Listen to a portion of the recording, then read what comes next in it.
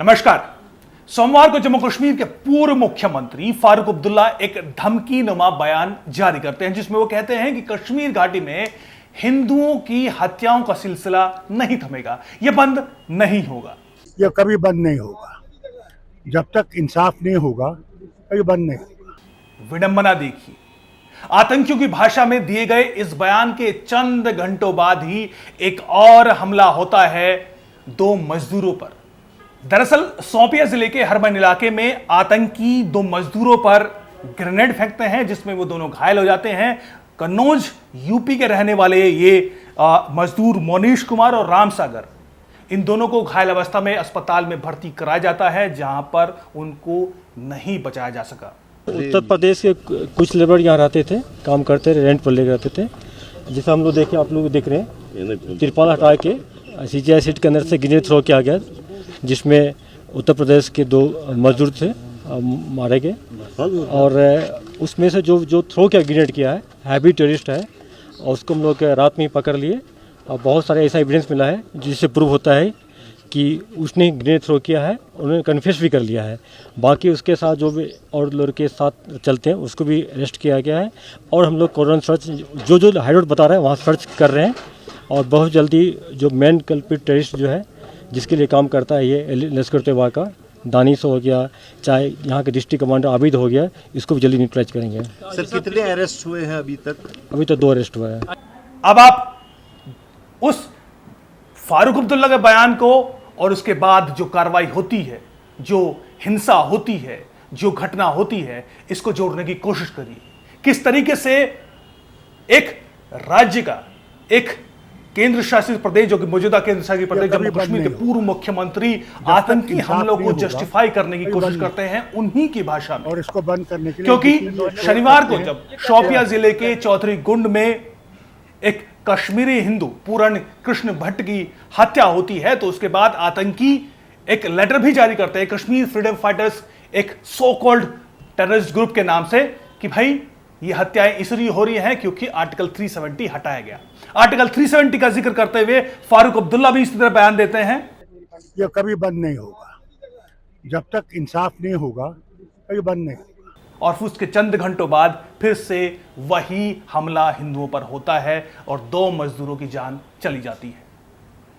सिलसिला यही नहीं रुकता। कश्मीर की एक और बड़ी नेता महबूबा मुफ्ती, वो भी एक बड़े तंजिया लहजे में एक ट्वीट करती हैं। वो कहती हैं कि भाई these issue will be resolved only when government of India acknowledges that they exist. वो अपने ट्वीट में आतंकियों की ना निंदा करती हैं, ना भर्त्सना करती हैं, ना ही उनका नाम लेती हैं, बल्कि गवर्नमेंट ऑफ इंडिया को कहते हैं कि ये इश्यू तभी रिजॉल्व होंगे जब गवर्नमेंट ऑफ इंडिया माने कि भाई ये इश्यूज हैं, एग्जिस्ट करते हैं। इश्यूज क्या है? आर्टिकल 370। ऐसा नहीं है कि आर्टिकल 370 से पहले जम्मू कश्मीर में, कश्मीर घाटी में हिंदुओं पर हमले नहीं हुए। सब जानते हैं 1989 के बाद किस तरीके से सिलसिलेवार तरीके से कश्मीर घाटी से हिंदुओं को वहां से निष्कासित किया गया, लगातार नृशंस हत्याएं की गई। उसके बाद एक लंबा इतिहास है। लेकिन जिस तरीके से कश्मीर केंद्रित नेता अब्दुल्ला और मुफ्ती, महबूबा मुफ्ती, जिस तरीके से इन हत्याओं के बाद जो टारगेट किलिंग हो रही है उनके बाद जिस तरह के बयान जारी कर रहे हैं, वो आतंकियों की भाषा है। भारत सरकार को, जम्मू कश्मीर प्रशासन को, जम्मू कश्मीर पुलिस को यह समझना होगा, क्योंकि एक तरफ आतंकी हमला करता है, हत्या करता है, दूसरी तरफ इस तरह के बयान आते हैं उनको जस्टिफाई करने के लिए।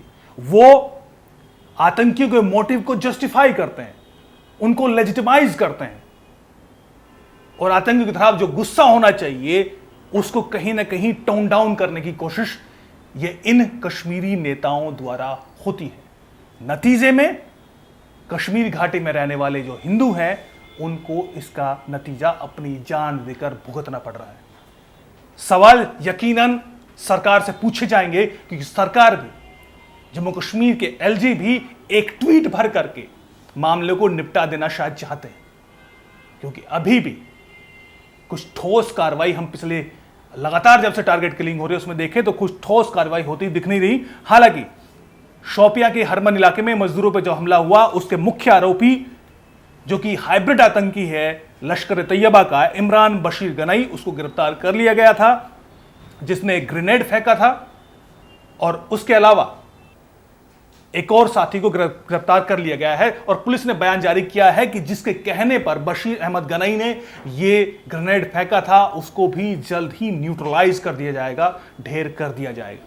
बहरहाल ये कोशिश जरूर हुई है, लेकिन इससे पहले शनिवार को जो हत्या हुई थी पूर्ण कृष्ण भट्ट की, उसके हत्यारे अभी भी कश्मीर में खुले घूम रहे हैं। उस पर कार्रवाई कब होगी? जम्मू कश्मीर पुलिस को, प्रशासन को इसका जवाब देना होगा। और जवाब यह भी देना होगा कि जो कश्मीर केंद्रित नेता आतंकियों की भाषा में जो बयान दे रहे हैं, उन पर कार्रवाई क्या होगी भी, या वो यूं ही आतंकियों के काम को आगे बढ़ाते रहेंगे पॉलिटिकल बयानों के जरिए। नमस्कार।